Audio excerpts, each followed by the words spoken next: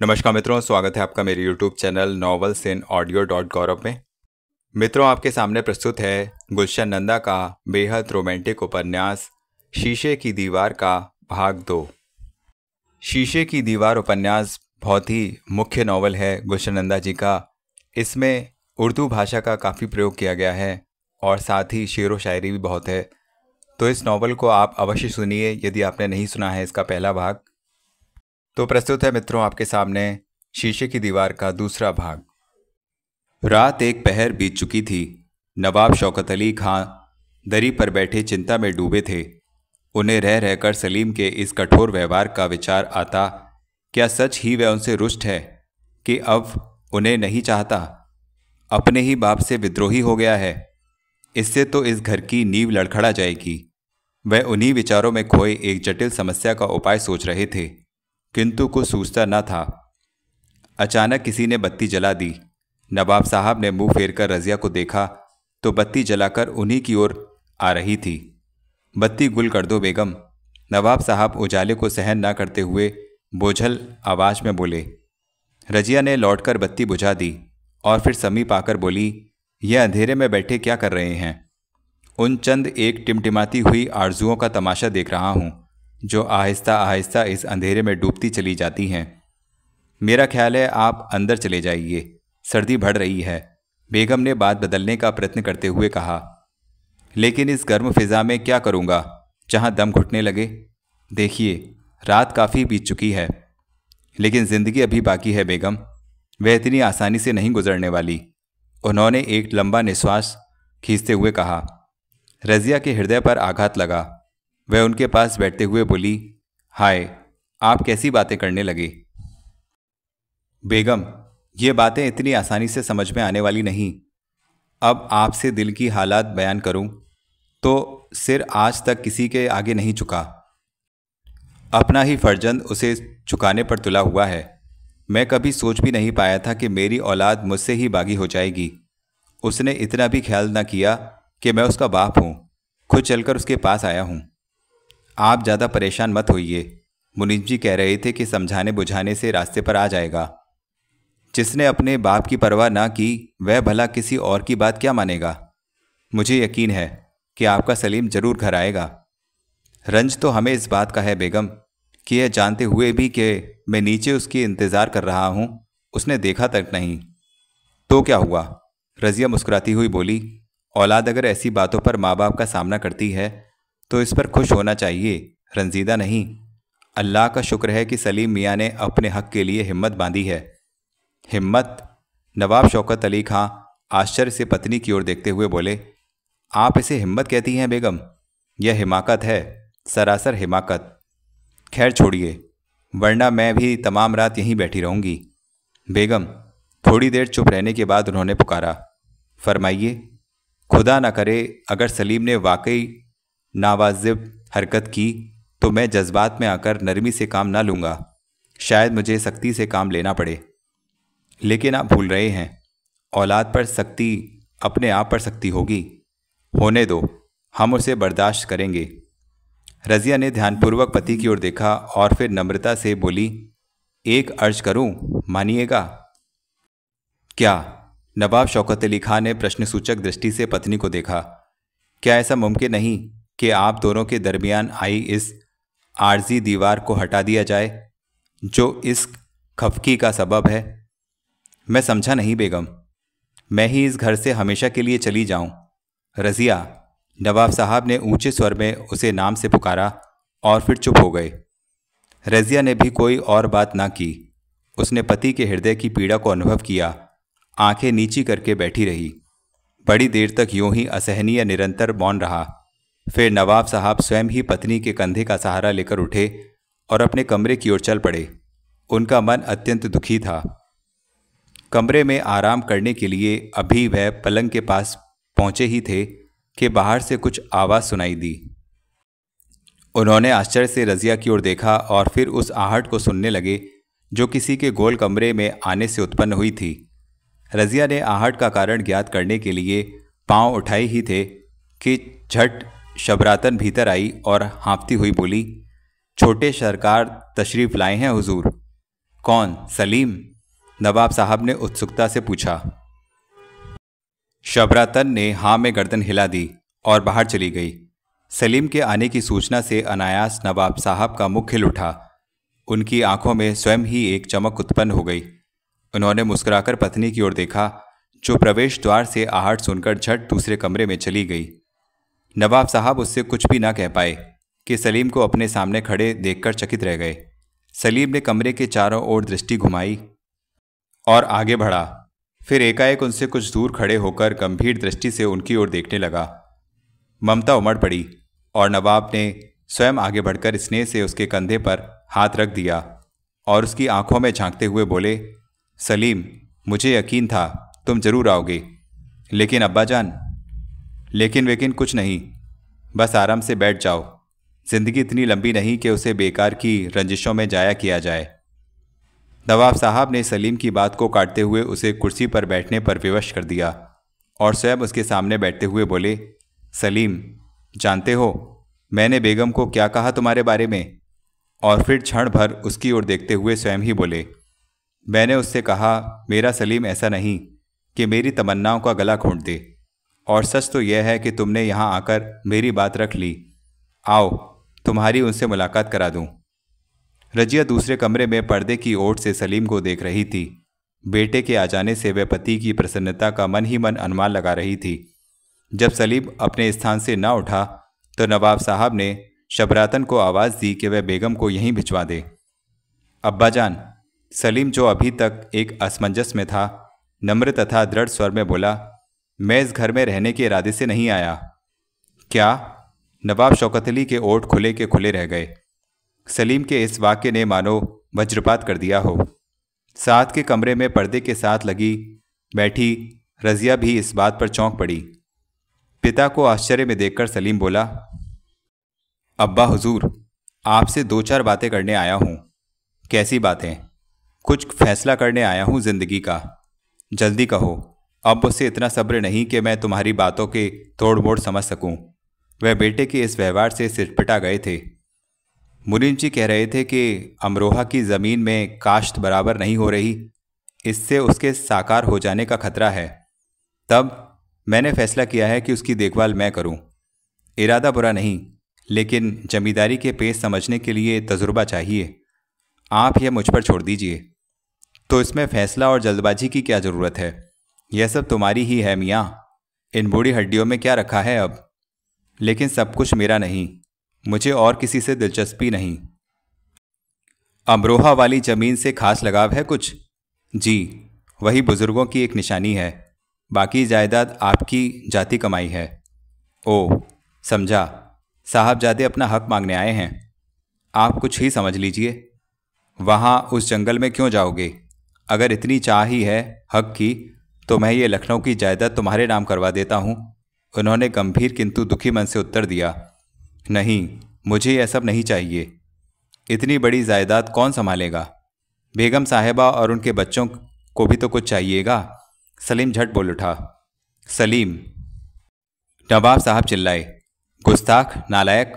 मैं तो समझता था इस बुढ़ापे में जिंदगी का सहारा बनोगे, लेकिन मुझे क्या मालूम था कि तुम दीमक लगाने पर तुले हो। आप भूलिए नहीं अब्बा जान, आखिर मुझे भी तो अपनी ज़िंदगी बनानी है। सलीम के बाद अपने मुस्तकबिल की संवारना है। मैं नहीं चाहता कि जिस ज़मीन को मैं मेहनत और मुशक्क़त से आबाद करूं, कल वह पराई हो जाए। सलीम! नवाब ने मन के बोझ में दबी आवाज़ से पुकारा और फिर रुककर बोले, जिस औलाद को पाल पोस कर बड़ा किया, तालीम के जेवर से संवारा, वही अपनी ना हुई तो जमीन जायदाद का क्या भरोसा है? सलीम ने कोई उत्तर न दिया और उठ खड़ा हुआ। जा रहे हो? भारी आवाज़ से नवाब ने पूछा। जब आपने दिल को पत्थर कर लिया है तो और मैं भी क्या कर सकता हूँ? नौजवान हो, हाथ पाँव में हिम्मत है, चाहो तो बहुत कुछ कर सकते हो। उन्होंने क्रोध को दबाते हुए कहा। वह तो अब करूँगा ही अब्बा जान, लेकिन वह इतना आसान ना होगा सलीम। अपने नसीब को अपने हाथों तबाह कर रहे हो। मेरे नसीब में क्या है यह मैं अच्छी तरह जानता हूँ। 2-4 एकड़ ज़मीन देकर आप मेरा नसीब नहीं बदल सकते। सोचा तो था जिस्म का ज़र्रा ज़र्रा बेटे के काम आएगा, लेकिन अगर तुम यूँ बगावत पर तुले हुए हो तो ठीक है बरखुरदार, मैं एक भी देने को तैयार नहीं। चाहूँ तो मैं बहुत कुछ ले सकता हूँ अब्बा जान, लेकिन आपको अगर अम्मी महरूमा की इज्जत और मोहब्बत का पास नहीं रहा, मुझे तो है। आप सिर्फ मुझे अब्बा ही नहीं, उनके सरताज भी थे। उनकी रूह क्या कहती होगी। सलीम ये कहता हुआ क्रोध से भरा बाहर निकल गया। नवाब साहब चुप उसे देखते रहे। रज़िया ये देखकर झट पर्दे के पीछे से बाहर निकल आई और विनयपूर्वक पति से बोली, रोकिए, सलीम मियाँ जा रहे हैं, यह वक्त सोचने का नहीं। नवाब शौकत अली इस पर भी टस से मस ना हुए। उन्हें अपने स्थान से ना हिलते देखकर रज़िया स्वयं सलीम के पीछे भागी। सलीम ड्योढ़ी से द्वार तक पहुंच चुका था। रज़िया झट भागकर उसके आगे आ गई और द्वार के सामने खड़ी हो गई। सलीम उसका सामना होते ही रुक गया और उखड़ी हुई दृष्टि से उसे देखने लगा। रज़िया की सांस फूल रही थी और वह फिर बाहर जाने के लिए आगे बढ़ा। सलीम, रज़िया ने थरथराते हुए ओठों से उसका नाम पुकारा। नई माँ के ओठों पर अपना नाम सुनकर सलीम झुंझला गया। इससे पहले कि वह उससे कुछ कहता, वह स्वयं बोली, इस घर में आपको मेरा आना नागवार लगा है तो मैं चली जाती हूँ। सलीम ने कोई उत्तर नहीं दिया और नीचे देखने लगा। रज़िया ने उसे चुप देखकर बात चालू रखी। मैं ये दिल से कह रही हूँ, मैं आप दोनों के दरमियान दीवार बनकर नहीं रहना चाहती। वह दीवार भी उठ गई तो बुनियादें छोड़ जाएगी।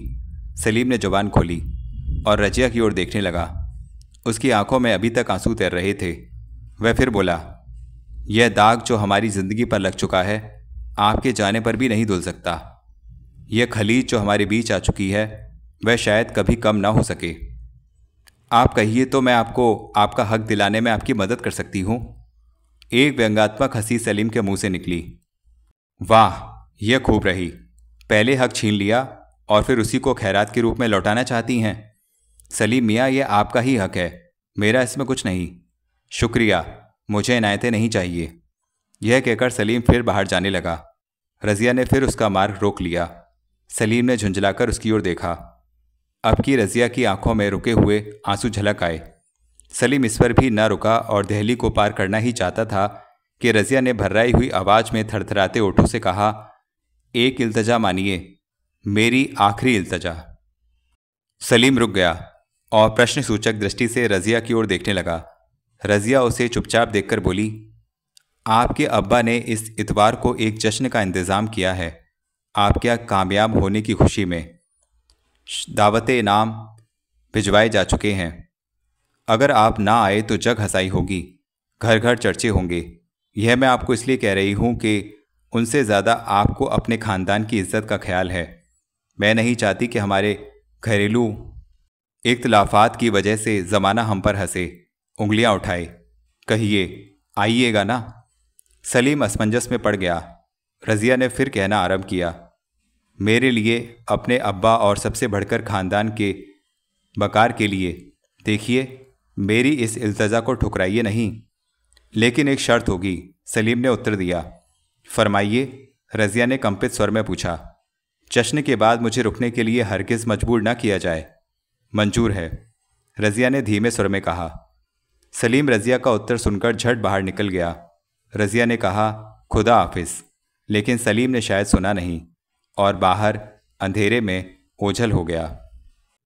सलीम ने जो ही होटल के कमरे में प्रवेश किया, उस्मान को आराम कुर्सी पर पांव फैलाए ऊँघते देखकर चौंक गया। उसके पांव की आहट पर उस्मान जाग पड़ा। आंखें मलता हुआ पूछने लगा, अम्मा यार, इतनी देर कहाँ गायब रहे? कब से खाना ठंडा हो रहा है? घर गया था। खैर तो है? चेहरा यूँ लाल भभूका हो रहा है जैसे लड़कर आए हो। नहीं उस्मान, ऐसी कोई बात नहीं। तो क्या बात थी? अब्बाजान से अमरोहा की ज़मीन का फैसला करने गया था। क्या कहा उन्होंने? वे इंच भर भी देने को तैयार नहीं। ठीक किया उन्होंने। न जाने तुम्हारे सिर पर क्या भूत सवार रहा है। उस्मान, बुरा ना मानो तो सलीम एक बात कहूँ? कहो। सलीम ने बेध्यानी से पूछा। उस्मान ने मुस्कुराकर उसकी ओर देखा और गुनगुनाया, जवानी और दामन बचाएं, पिए हों और कदम लड़खड़ाएं, बला है पुस्तगी ये हाय हाय। फिर बोला, मियाँ ये दिन इश्क व मोहब्बत के जाल बुनने के लिए हैं, इन बेहुदा सोचों के लिए नहीं। जिन्हें तुम बेहुदा सोचें कहते हो, वे मेरी ज़िंदगी की बहुत अहम बातें हैं, खाक बातें हैं। अक्ल से काम लो। नवाब शौकत अली खां के फर्जंद हो। रुपया पैसा जायदाद किस शय की कमी है? इकलौती जान, उम्र भर ऐश करो तो भी कम ना हो। बेकार की जिद से क्या फ़ायदा। इसी बात का तो दुख है कि मेरी अहमियत सिर्फ यही है कि मैं नवाब शौकत अली खां का बेटा हूँ। दुनिया इसलिए सराहती है। अब्बा जान को भी इस बात का गुरूर है कि वह रईस हैं, लेकिन मेरी नज़र में यह शान और शौकत बेकार है। मैं अपने पाँव पर खुद खड़ा होना चाहता हूँ। हाँ उस्मान, खुद। मेरी ज़िंदगी का नज़रिया और है, बिल्कुल और। हो सकता है आज लोग इसलिए मेरी तारीफ़ करते हैं कि मैं रईस बाप का इकलौता बेटा हूँ, लेकिन मैं उस वक्त को लाना चाहता हूँ जब मैं इस मांगे हुए नाम का मोहताज ना रहूँगा, जब लोग अब्बा जान की ओर इशारा करके कहेंगे, यही हैं सलीम के वालिद। सलीम एक ही सांस में मन की पूरी भड़ास निकाल गया और उस्मान चुपचाप बैठा सुनता रहा। और जब वह चुप हो गया तो बोला, खुदा तुम्हारे नेक इरादों को कामयाबी बख्शे। आओ अब खाना खा लो। कमबख्त भूख ने तो दिमाग को बिल्कुल नकारा बना रखा है। यह कहकर उस्मान टिफ़िन से खाना मेज पर लगाने लगा। सलीम कुछ देर उसे देखता रहा और फिर उसके कंधे पर हाथ रखते हुए बोला, बक गया हूँ न जाने में क्या क्या। दोस्त, मेरी बात का बुरा ना मानना। कोई बात नहीं, तुम्हारा कसूर नहीं, खाली पेट हो तो गुस्सा आ ही जाता है। सलीम उस्मान की इस बात पर हंस पड़ा और दोनों मित्र खाने पर बैठ गए। दीवार पर लगी घड़ी ने उसी समय 2 बजाए और दोनों दृष्टि उठाकर एक साथ घड़ी को देखने लगे। नवाब शौकत अली खां की ड्योढ़ी के सामने एक तांगा आकर रुका और चांद सी युवा नीचे उतरकर झट ड्योढ़ी के भीतर आ गई। ड्योढ़ी में लगे रंग बिरंगे झाड़ फानूसों और झंडियों को आश्चर्य से देखती हुई वह गोल कमरे के पास पहुंच गई और रजिया को देखने लगी, जो अपने ध्यान में मग्न नौकरों को कुछ आदेश दे रही थी। आने वाली युवा कुछ देर चुपचाप खड़ी इस असाधारण सजावट का कारण सोचती रही और फिर झट रजिया सामने आ गई। अरे तुम मुमताज़! रजिया हर्ष प्रकट करते हुए उसकी ओर बढ़ी और गले से लगा लिया। हम कब से खड़े आपको देख रहे हैं और आप हैं कि पलट कर भी नहीं देखती। अच्छी बुआ हैं आप। मुमताज़ ने अलग होते हुए चंचलता से कहा, मैं और तुम्हें ना देखूं, कब आई हो? 10 मिनट 10 सेकंड पहले। रजिया मुमताज़ के इस उत्तर पर हंस पड़ी और स्नेह से उसे खींचते हुए सोफे तक ले आई। यह सब क्या हो रहा है? मुमताज़ ने सोफे पर बैठते हुए आसपास की सजधज को देखकर पूछा। रात के जश्न की तैयारी। जश्न? किसी की शादी हो रही है क्या? शादी नहीं, सलीम मियाँ आए हैं। सलीम? मुमताज़ के इस नाम पर तनिक चौंकते हुए कहा।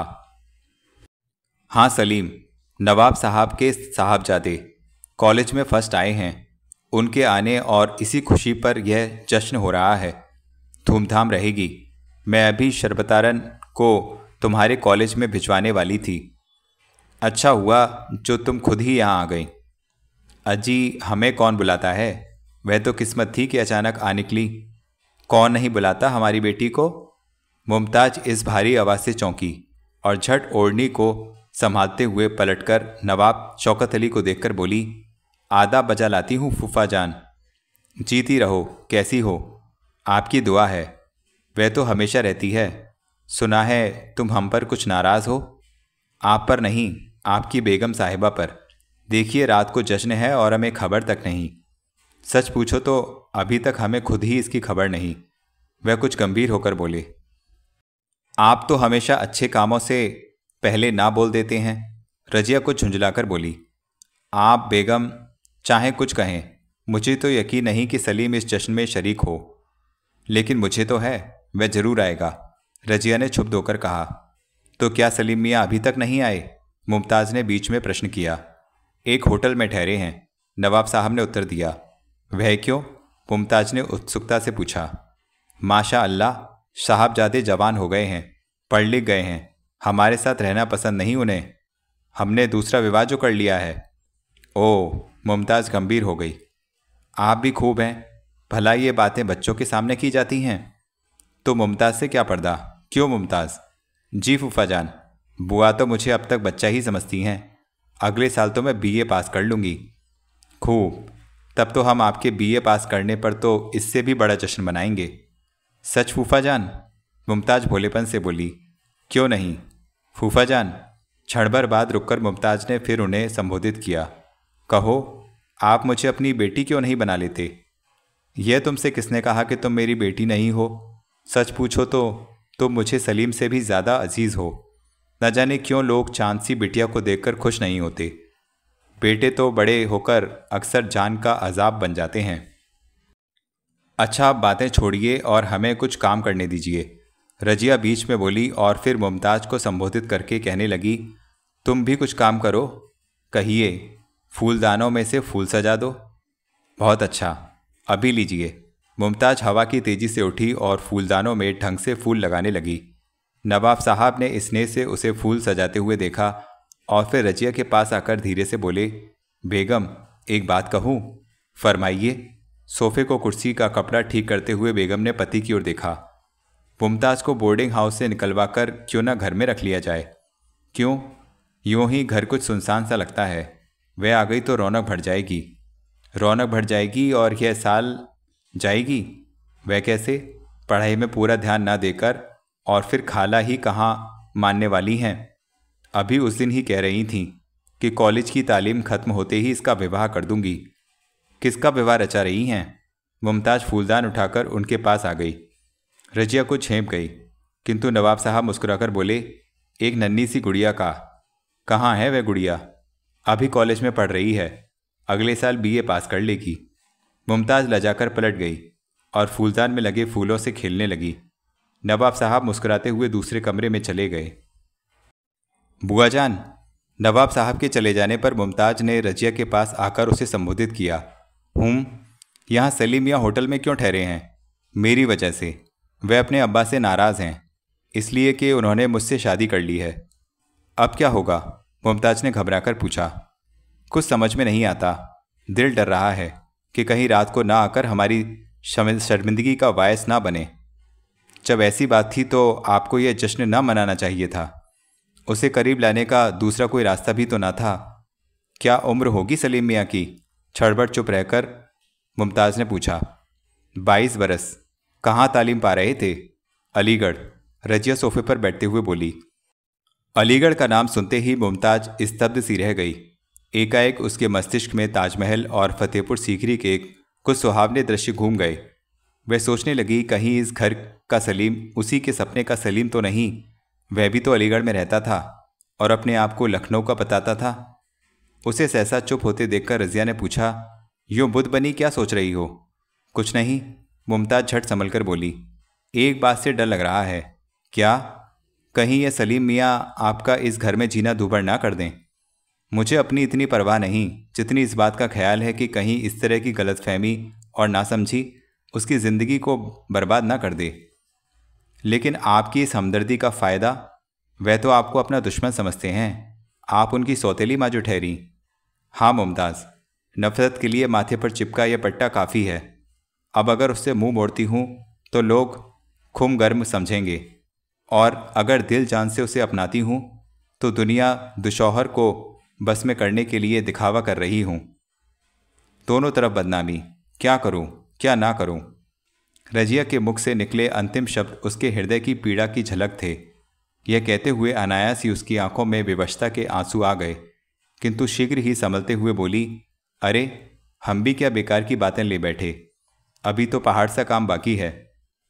यह कहकर रजिया दूसरे कमरे में चली गई।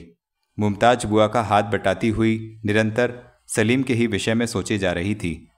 क्या उसका सलीम और सलीम अलग अलग हैं? उसका सलीम तो ऐसा कठोर नहीं हो सकता। रात को नवाब साहब की हवेली का दृश्य दर्शनीय था।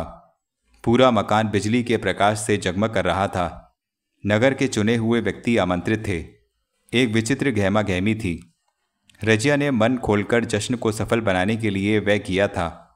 मुमताज मन ही मन अपनी बुआ की सराहना कर रही थी। उसे विश्वास हो रहा था कि वह यह सब देखकर सलीम का हृदय अवश्य ही पिघल जाएगा और वह नई अम्मी का विरोध नहीं करेगा। किंतु यदि वह ना आया तो क्या होगा?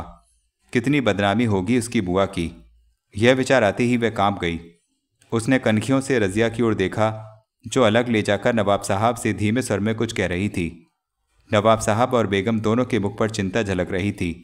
अतिथि लगभग सब पहुंच गए थे, किंतु सलीम मियाँ का अभी तक कुछ पता न था। हर आने वाला व्यक्ति उसी को पूछ रहा था। स्वयं मुमताज के हृदय की धड़कन प्रतिक्षण बढ़ जाती जा रही थी।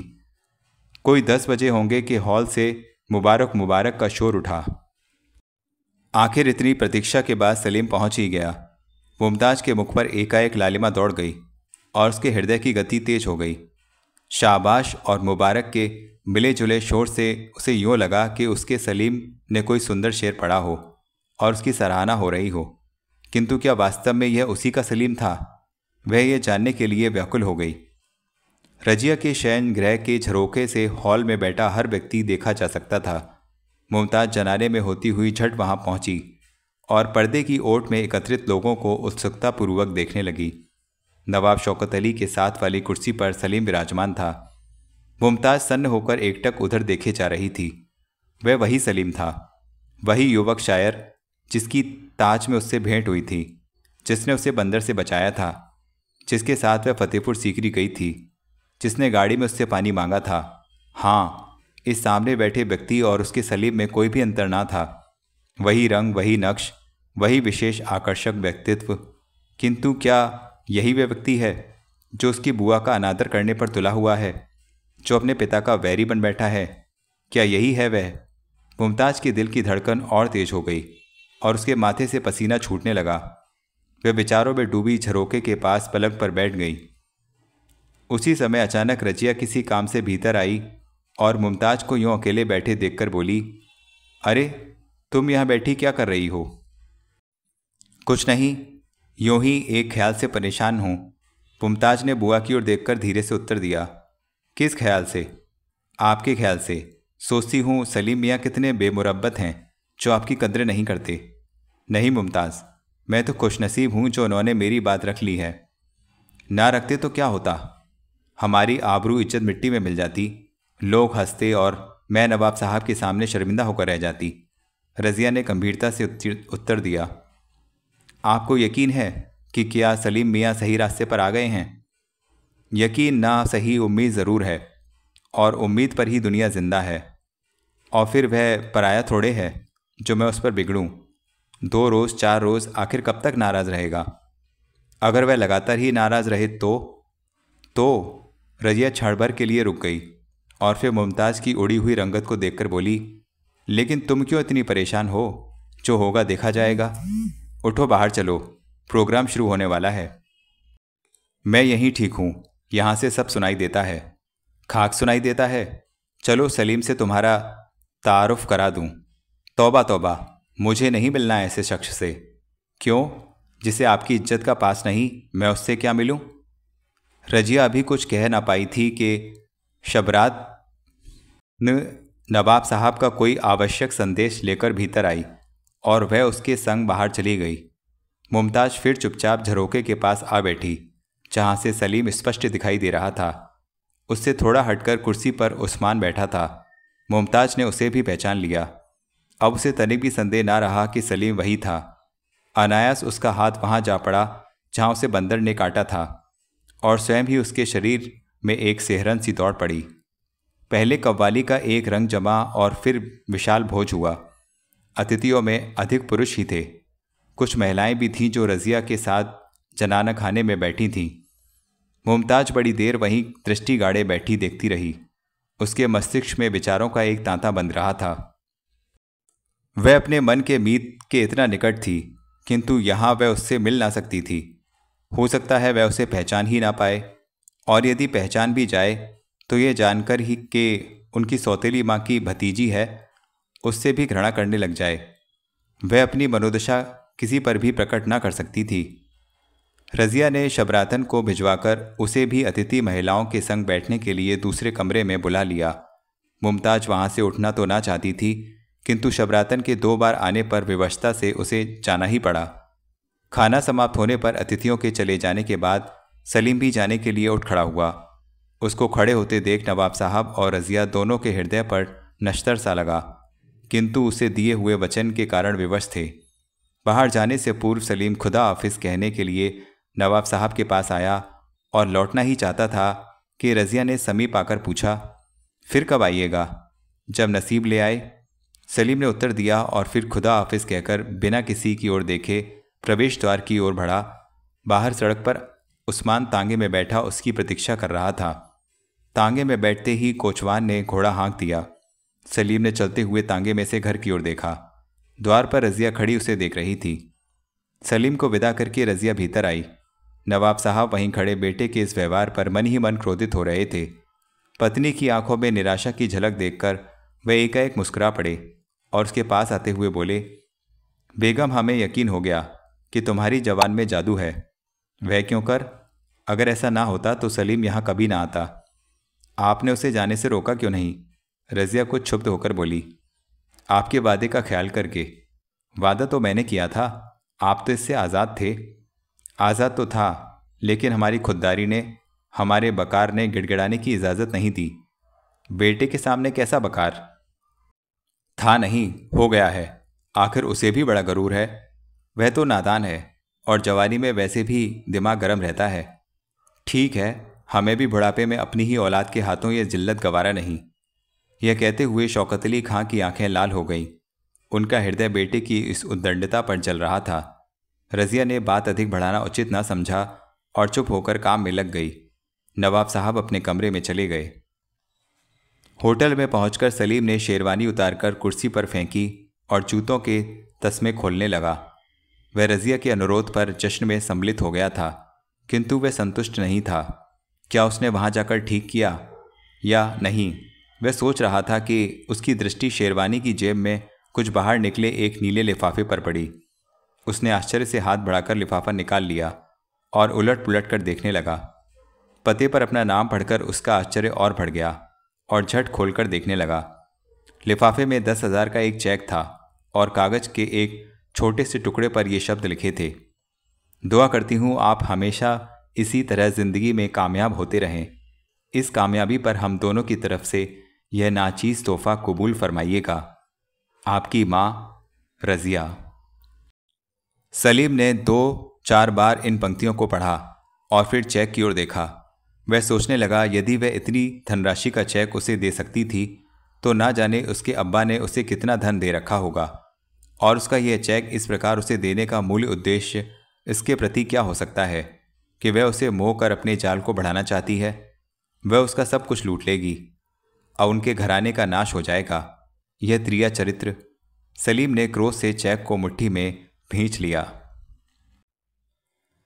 नवाब शौकत अली खां और रज़िया ने घर में प्रवेश किया ही था कि रमज़ानी ने फरमान मियाँ के आने की सूचना दी। फरखान का नाम सुनते ही नवाब साहब एक बार चौंक पड़े। रज़िया ने भी आश्चर्य से उनकी ओर देखा और फिर कुछ रुककर बोली, फरमान मियाँ जेल से छूट गए क्या? हाँ बेगम, जेल से छूट गया होगा, नवाब साहब ने बोझल आवाज़ में उत्तर दिया। लेकिन आप तो कह रहे थे कि उसे 7 साल की सज़ा हुई थी। हुई थी, लेकिन कानून का क्या पता, कोई अपील सुन ली होगी, जो 4 साल पहले ही छूट गया। वह माल सिंह उलझन को दबाने का प्रयत्न करते हुए बोले। रज़िया चुप हो गई और दूसरे कमरे में चली गई। फरखान के अचानक आगमन ने मानो नवाब साहब का चैन छीन लिया हो। चिंता से सिर नीचा किए वे कमरे में इधर उधर टहलने लगे।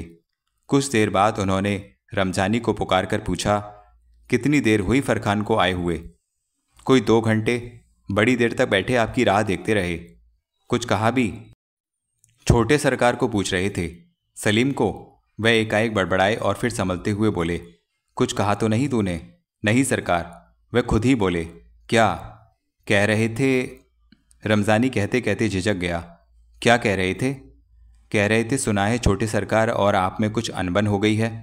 रमजानी ने कंपित स्वर में उत्तर दिया और नवाब साहब के मुख पर क्रोध का चिन्ह देखकर बाहर चला गया। नवाब साहब बड़ी देर तक चुपचाप वहीं खड़े सोचते रहे। रज़िया कपड़े बदलकर लौटी तो वह वहीं खड़े चिंता में खोए थे। उसने समीप आकर नम्रता से कहा, ऐसा मुमकिन नहीं क्या? क्या? नवाब साहब ने कड़े स्वर में पूछा। आप फरखान के बारे में सलीम मियाँ को पहले ही आगाह कर दें। वह किस लिए? कहीं वह हमारी गलतफहमी और सलीम मियाँ की नासमझी का नाजायज़ फ़ायदा ना उठाए। हमें क्या नुकसान का खतरा है?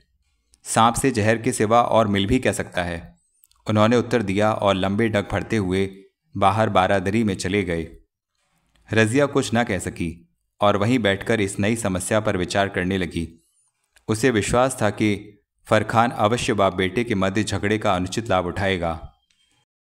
रजिया का यह अनुमान सत्य ही था।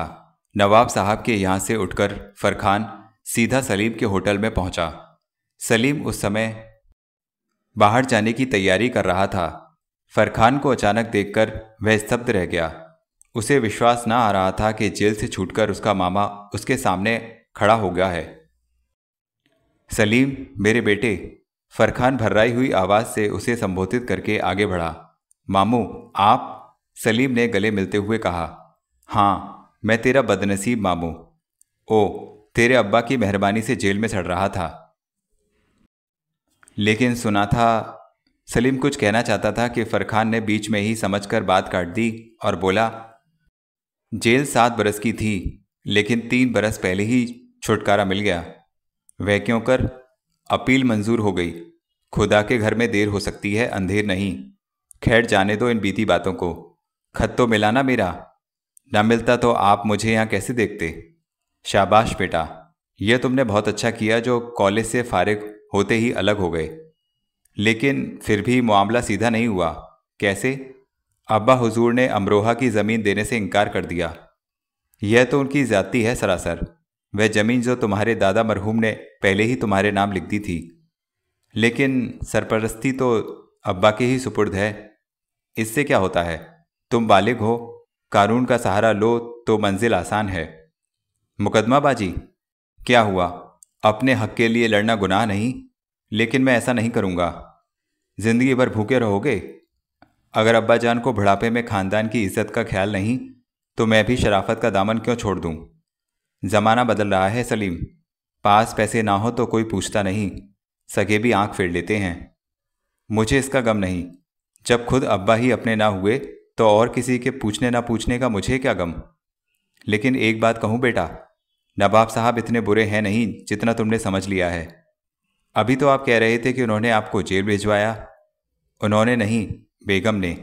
वह कैसे? ठाकुर करम सिंह के हीरों की चोरी तुम्हारे घर में हुई, तब ठाकुर नवाब के मेहमान थे। ओह, लेकिन आपका उन हीरों की चोरी से ताल्लुक था तो नहीं, पर थोप दिया गया। हीरे दरअसल तुम्हारी नई अम्मी ने चुराए थे, लेकिन चोरी खुल जाने पर मुझे पुलिस के हवाले कर दिया। मैं उन दिनों नवाब साहब ही के टुकड़ों पर पल रहा था, और मेरे सामान में चोरी के हीरों को छुपा देना मुश्किल न था। लेकिन मैंने तो सुना था वह झूठ था। फरहान फिर उसकी बात काटते हुए बोला, हकीकत पर पर्दा डालने के लिए उन्होंने लोगों को कुछ और कह दिया। यह साजिश थी सरासर। नई अम्मी इतनी जालिम हो सकती है, यकीन नहीं आ रहा। दुनिया में कुछ लोग ऐसे भी हैं जो देखने में बड़े मासूम होते हैं, लेकिन इस भोलेपन के पर्दे में कितना जहर है वह खुदा ही जानता है। मामू जान, आपने अपने खत में एक राज का जिक्र किया था। छोड़ो सलीम, उस राज को राज ही रहने दो। बीती हुई बातों को कुरेदने में सिवाय परेशानी के कुछ हाथ ना आएगा। तुम तो अब अपनी ही जिंदगी के बारे में सोचो। नहीं मामू जान, वह राज मेरी अम्मी की मौत से वाबस्ता है। मैं उसे जानने के लिए बहुत बेकरार हूँ। बेहतर होगा वह ना ही पूछते तो। नहीं नहीं मामू जान, तो वायदा करो, यह तुम तक ही रहेगा। वादा करता हूँ। सलीम अपने मामा के निकट आ गया और उत्साहपूर्वक उसकी ओर देखने लगा। फरहान ने एक दृष्टि कमरे में चारों ओर दौड़ाई और धीरे से बोला, सलीम, तुम्हारी अम्मी की मौत की जिम्मेदार तुम्हारी नई अम्मी है। सलीम सन्न से रह गया और अनायास चिल्लाया, कैसे? रजिया ने किसी खादिमा से मिलकर तुम्हारी अम्मी को जहर दे दिया था। नहीं नहीं, ऐसा मुमकिन नहीं सलीम, वह रोशन हकीकत है। रजिया बरसों से तुम्हारे अब्बा की दौलत के पीछे लगी हुई थी। उसने तुम्हारे अब्बा पर मोहब्बत का जाल फैलाया, और जब तुम्हारी अम्मी रास्ते में आई तो उसे जहर देकर हटा दिया गया। लेकिन अम्मी की मौत और अब्बा जान की दूसरी शादी में तो बहुत वक्फा है।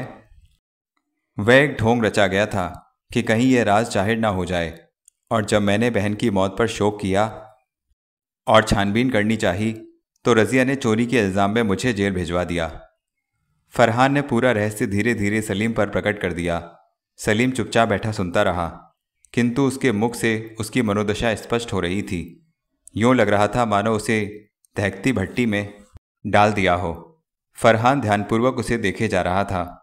कुछ देर बाद उसने जेब से हाथ निकाला और एक पत्र निकालकर सलीम के सामने रख दिया। यह पत्र सलीम की अम्मी का था, जो मरने से कुछ दिन पहले अपने भाई फरखान को लिखा था। उसमें रजिया का भी वर्णन था। पत्र से यह स्पष्ट था कि रजिया नवाब साहब खी के यहाँ रहती थी और उसकी अम्मी की देखभाल करती थी। उसकी अम्मी बीमारी से तंग आ चुकी थी और सलीम को देखने के लिए व्याकुल थी। वह उस समय नैनीताल में किसी कॉन्वेंट में शिक्षा पा रहा था। और भी कुछ उलझी उलझी सी बातें थीं जो सलीम की समझ में ना आई। फरखान ने जेब से एक और लिफाफा निकाला और एक तस्वीर सलीम के सामने रख दी। तस्वीर उसकी अम्मा की थी, जो रोग शैया पर पड़ी थी। चारपाई के एक और नवाब साहब खड़े थे और दूसरी ओर रजिया झुककर दवाई पिला रही थी। सलीम ने एक दृष्टि तस्वीर पर डाली और मुंह दूसरी ओर कर लिया। माँ की तस्वीर देखने से उसका मन भर आया था। फरखान की बातों ने सलीम के मनोमस्तिष्क को असंतुलित कर दिया। अपनी चाल से वह उसके हृदय में सुलगी हुई घृणा की ज्वाला को भड़काने में सफल हो गया था। उसे विश्वास हो गया था कि उसने सलीम और रजिया के मध्य वह खाई डाल दी है कि अब उनका मिलना किसी प्रकार संभव न था। यह सब कुछ होते हुए आपने कानूनी कार्रवाई क्यों न की मामू जान? बड़ी देर बाद उसने प्रश्न किया। जो ही मैंने छानबीन की, जेल की चार दीवारी में बंद हो गया। अब आया हूं तो कुछ करूंगा। क्या करेंगे आप? तुम्हें खामोश रहना होगा और मुझे कुछ सबूत इकट्ठे करने होंगे। कैसे सबूत? चंद खतूत, उस खादिमा की तलाश और बाद में कुछ वाक़ियात की छानबीन। इन सब के लिए वक्त भी चाहिए। फिर क्या होगा? दूध का दूध और पानी का पानी। लेकिन तुम यह राज किसी पर भी जाहिर न करोगे। सलीम चुप रहा। फरखान ने फिर पक्का किया, किसी को यह पता भी ना चले कि मैं तुम्हारा साथी हूँ। इससे दुश्मनों के कान खड़े हो जाएंगे और सारा मामला बिगड़ जाएगा। हो सकता है अपने मकसद को पूरा करने के लिए मुझे नवाब साहब से दोस्ती करनी पड़े। अच्छा, मेरा यहाँ ज़्यादा रुकना ठीक नहीं, सो मैं चलता हूँ। जानते हैं मुझे अपनी मुट्ठी में रखने के लिए रज़िया अम्बी ने क्या चाल चली? फरखान ने उठते ही सलीम से कहा। क्या? फरखान ने चौंकर पूछा और वहीं बैठ गया। मेरे लखनऊ आने और इम्तिहान की कामयाबी पर एक शानदार जश्न हुआ। तब अब्बा हुजूर की इज्जत का ख्याल करके मैं शरीक होने चला गया। जब बार बार कहने पर भी मैंने घर में रुकना पसंद नहीं किया तो उन्होंने दूसरी चाल चली। क्या? मेरी शेरवानी की जेब में 10,000 रुपये का चेक डाल दिया। ओह, कहाँ है वे? मैंने लौटा दिया। कब? वह यूँ उछला जैसे बिजली के तार से टकरा गया हो। आज ही, डाक से। मुझे उनका एहसान नहीं चाहिए। रहे ना बच्चे के बच्चे, कोई आई हुई दौलत को भी भला लौटाता है? नहीं मामू जान, एक बार मैंने उनका एहसान उठा लिया तो फिर कभी आंखें नहीं उठा सकता। एहसान कैसा? मत भूलो तुम्हारा ही हक है वह। ये पैसे हम कानूनी कार्रवाई पर लगाते। कानून कानून नहीं, मुझे अब उस घर में नहीं कुछ लेना। सलीम ने झुंझलाकर यह कहा। उसे आवेश में आते देखकर फरखान चुप हो गया। सलीम उठकर कपड़े बदलने लगा।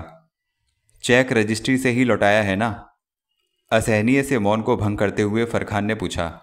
नहीं, आम डाक से। सख्त गलती की। मुमकिन है चेक को रजिया ही छुपा ले और नवाब साहब इसी ख्याल में रहें कि तुमने रकम ले ली है। खैर छोड़िए इस बात को, अब क्या हो सकता है। अच्छा तो मैं चला। कहाँ जाइएगा? कई काम करने हैं, 2-4 रोज़ में तुम्हें फिर मिलूँगा। रहने को जगह ना हो तो यहीं ठहर जाइए। नहीं सलीम, मेरा तुम्हारे पास रहना खतरे से खाली नहीं। नवाब साहब को ज़रा भी शक हुआ कि मैं तुम्हारी माँ की मौत का राज खोल रहा हूँ तो वह मुझे किसी बहाने फिर जेल भिजवा देंगे। सलीम ने कोई उत्तर नहीं दिया और फरखान खुदा हाफिज कहकर होटल की सीढ़ियाँ उतर गया। सलीम चुपचाप उसे जाते हुए देखता रहा। अपनी माँ की मृत्यु का भयानक कारण ज्ञात करके उसका मन अति व्यग्र हो उठा था। होटल से नीचे पहुंचते ही फरखान सड़क पर नवाब शौकत अली खां की गाड़ी देखकर ठिठक गया। क्षणभर के लिए तो उसके हृदय की धड़कन बंद हो गई, किंतु शीघ्र ही गाड़ी को आगे खाली देखकर उसने सांत्वना की सांस ली और गाड़ी से आगे निकलना ही चाहता था कि मुनीम जी ने पीछे से आवाज़ देकर रोक लिया। वे गाड़ी की दूसरी ओर खड़े थे। ओ मुनीम जी, आप? क्या हो रहा है? फरखान ने पलटते हुए पूछा। आपका इंतज़ार। इंतज़ार? मेरा? उसने आश्चर्य से पूछा। जी, नवाब साहब ने आपको याद फरमाया है। मुझे? किस गरज में? यह तो वही बेहतर जानते हैं। आइए। यह कहकर मुनीम जी ने गाड़ी का पिछला द्वार खोल दिया और फरखान मियाँ को बैठने का संकेत किया। फरखान ने एक दृष्टि आसपास डाली और फिर मुस्कुराकर भीतर बैठते हुए बोला, चलिए। थोड़े ही समय में गाड़ी नवाब साहब के मकान पर पहुंच गई। वह बारादरी में बैठे उसी की प्रतीक्षा कर रहे थे। फरखान को देखते ही वह उसके स्वागत को उठ खड़े हुए। यह असाधारण नम्रतापूर्वक व्यवहार देखकर फरखान को ताड़ने में देर न लगी कि नवाब साहब का यह बुलावा किसी विशेष आशय से था। हमें यह जानकर बेहद खुशी हुई कि तुम्हारी अपील मंजूर हो गई है। नवाब साहब ने हाथ हिलाकर उसे आराम कुर्सी पर बैठने का संकेत करते हुए कहा, आप ही का फजल है सब। सच पूछिए तो अफसरों में आपका बड़ा नाम है। आपसे रिश्तेदारी होने की वजह से कोई तकलीफ नहीं हुई। जेल में दिन क्यों कर कटे? दरोगा जेल आप ही के नमकख्वारों में से है। काफ़ी ख्याल रखा उसने, वरन आप तो जानते हैं जेल में कैदी की क्या हालत होती है। हाँ भैया, एक ज़रूरी बात कहनी थी तुमसे। यह कहकर नवाब साहब ने हुक्के का एक लंबा कश लिया। फरमाइए। फरखान ने पानदान में एक गिलोरी उठाकर मुंह में रखते हुए पूछा। नवाब साहब ने पास खड़े मुनीम जी को देखा और उन्हें बाहर जाने का संकेत किया। फिर क्षण भर रुककर विनम्र स्वर में बोले, सलीम से मुलाकात हुई? जी। क्या कहते हैं छोटे मियाँ? आपसे कुछ नाराज़, कह रहा था कि अगर आपने अमरोहा वाली जायदाद ना दी तो वह दावा करेगा। फरखान ने गंभीरता से उत्तर दिया। ओह, यह बात है। नौबत मुकदमाबाजी तक। अगर यही उसके ख्यालात हैं तो मैं उसे फूटी कौड़ी भी नहीं दूंगा। न जाने यह क्या पागलपन सवार हो गया है उस पर। बहुतेरा समझाया, मानता ही नहीं। यूँ लगता है आपका कोई पुराना बैरी उसकी पीठ ठोंक रहा है आपके खिलाफ। नवाब साहब ने कड़ी दृष्टि से फरखान को देखा। फरखान एकाएक झेम गया और अपनी घबराहट दूर करने के लिए हुक्के की नली मुंह में लगा ली। नवाब साहब के ओठों पर व्यंग्यात्मक मुस्कुराहट उत्पन्न हुई और वह धीरे से बोले, कहीं वह खैरख्वाह आप ही तो नहीं? लाहौल बिला कुब्बत। नवाब साहब, आप ये क्या कह रहे हैं?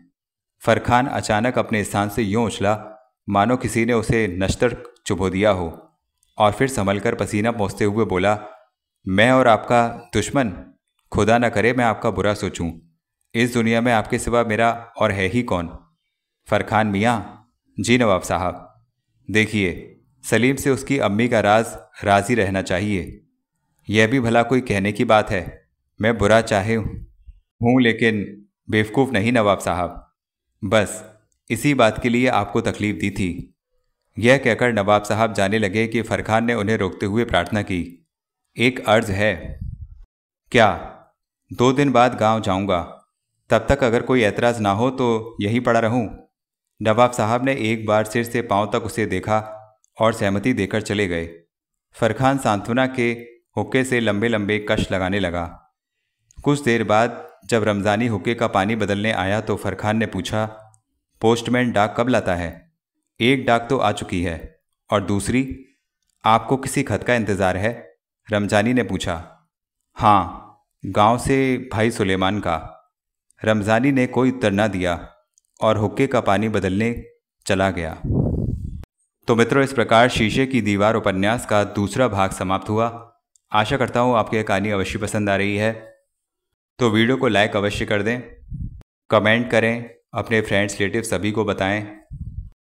इस उपन्यास के 3 और 4 भाग और भी हैं, उनको सुनने के लिए तैयार रहें। धन्यवाद।